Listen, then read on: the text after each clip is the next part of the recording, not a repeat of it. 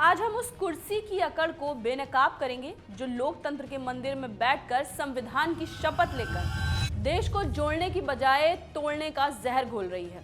आज कहानी है एक ऐसे आईएएस अधिकारी की जिसका नाम है संतोष वर्मा।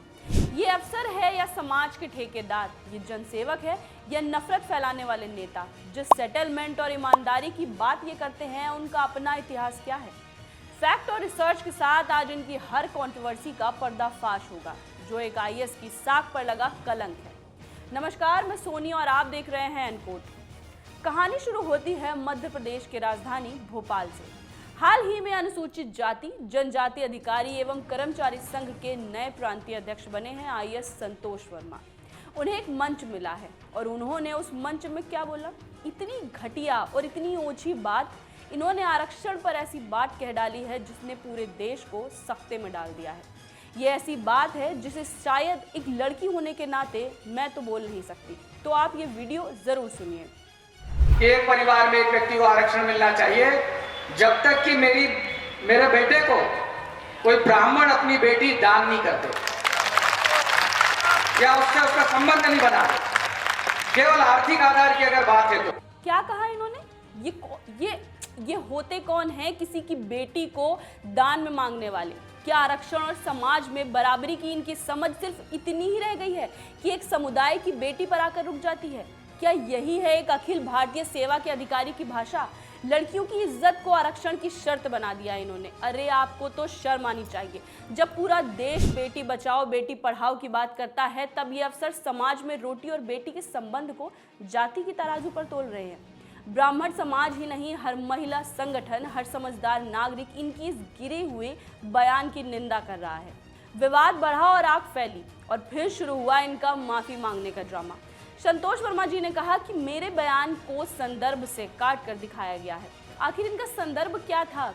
आपका इनका कहना क्या था कि ये सिर्फ रोटी और बेटी के सामाजिक जुड़ाव की बात कर रहे हैं कि जब तक समाज उन्हें पूरी तरह से स्वीकार नहीं कर लेगा तब तक ये आरक्षण जरूरी है। लेकिन सवाल तो ये है श्रीमान आईएएस जी, क्या सामाजिक बराबरी मांगने के लिए किसी की बेटी को दान में मांगना जरूरी है? क्या आपके पास शालीन शब्द नहीं बचे हैं? आपने किस मानसिकता का परिचय दिया है?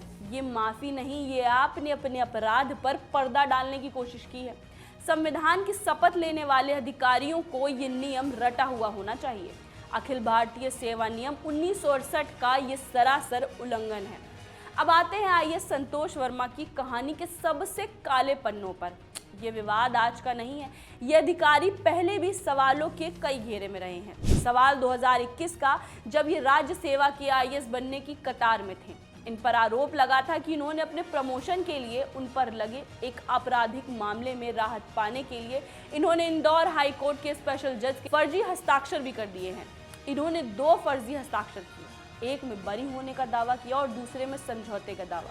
जिसकी आंख में धूल झोंकने की इन्होंने कोशिश की, उसी जज ने इनकी शिकायत दर्ज कर दी और साल 2021 में इस आईएएस अधिकारी को गिरफ्तार कर लिया गया। जरा सोचिए, जो अधिकारी देश का कानून लागू करता है, जिसने न्यायपालिका का मजाक उड़ाया है और जिसने प्रमोशन के लिए जालसाजी की, क्या वो जनता का सेवा कहलाने लायक है? जिस पर सरकारी सेवा के नियमों का उल्लंघन इतना बड़ा दाग है, वो आज मंच पर चढ़कर आरक्षण के नियम समझा रहा है। वाह, ये कैसी विडंबना है। और इनका ये काला अध्याय सिर्फ यहीं पर खत्म नहीं होता है। जरा देखिए पीछे मुड़कर साल 2016 में इंदौर के लसूड़िया थाने में भी आईएएस संतोष वर्मा पर एक महिला ने केस दर्ज कराया था। उन पर आपराधिक धमकी देने का और अभद्र सामग्री फैलाने जैसे गंभीर आरोप लगाए थे। बाद में ये अधिकारी उस महिला पर ही ब्लैकमेलिंग का आरोप लगाने लगे। लेकिन सवाल तो ये है कि एक जिम्मेदार पद पर बैठा व्यक्ति इतने विवादों और आपराधिक मामलों में क्यों उलझता है? ये सारी कड़ियां क्या बताती हैं? एक तरफ जालसाजी और दूसरी तरफ महिला से विवाद और अब समाज को बांटने वाला जहरीला बयान। हम पूछना चाहते हैं सरकार से कि जिस अधिकारी का आपराधिक रिकॉर्ड रहा है, जिसने न्यायिक आदेशों से छेड़छाड़ करी है, उसे आईएएस कैडर किसने और कैसे दिया? क्या उसके प्रमोशन की जांच नहीं होनी चाहिए? जिस अधिकारी ने अखिल भारतीय सेवा आचरण नियमों का सरेआम मजाक उड़ाया है, उसे अब तक बर्खास्त क्यों नहीं किया गया? क्या एक आईएएस अधिकारी को इतनी खुली छूट मिल गई है कि वह समाज के एक बड़े वर्ग की बेटियों पर अभद्र टिप्पणी कर सके और सिर्फ माफी मांग कर बच निकले? संतोष वर्मा जी, ये कुर्सी जनसेवा के लिए मिली है आपको, जातिवाद फैलाने के लिए नहीं, ये कुर्सी संविधान की रक्षा के लिए मिली है आपको, उसको दागदार करने के लिए। जनता पूछ रही है आखिर कि आपके ऊपर कार्रवाई कब होगी। ऐसे अधिकारियों पे सख्त से सख्त और जल्द से जल्द सजा मिलनी चाहिए। अभी के लिए इतना ही, मिलते हैं अगली वीडियो में किसी और मुद्दे के साथ। आप देख रहे थे अनकोट, मैं सोनिया सैनी। जय हिंद।